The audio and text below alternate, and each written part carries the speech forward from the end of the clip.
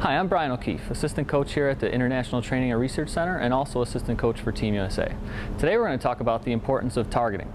Not only is it important just to have a target so that when we start to make adjustments, either left or right on the lane, we know kind of where we're targeting and where we can move that target to make that adjustment in terms of hitting the pocket. But also the distance that we're looking on the lane in reference to our target. If we generally target the arrows, if we bring that target back closer to us, more towards the dots, that's generally going to get the ball into a roll a little sooner for more heavier oil patterns or when your ball is not quite making it up to the pocket.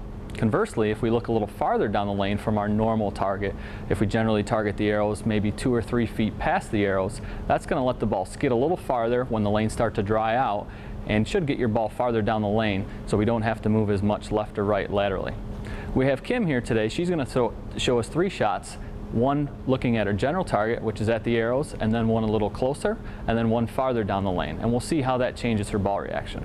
Here's Kim targeting where she normally targets, which is at the arrows.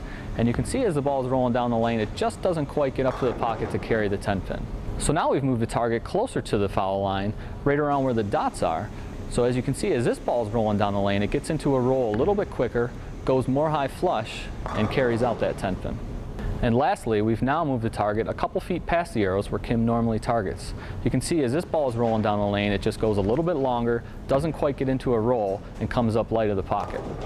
So remember, by making those subtle little changes in terms of the distance that we're looking on the lane, it can be that small little fine-tuning in terms of ball motion that you need to strike consistently. We have our normal target, and if that's just not quite working, we can bring our eyes a little bit closer to us, more around the dots, and that should get the ball into a roll a little bit sooner.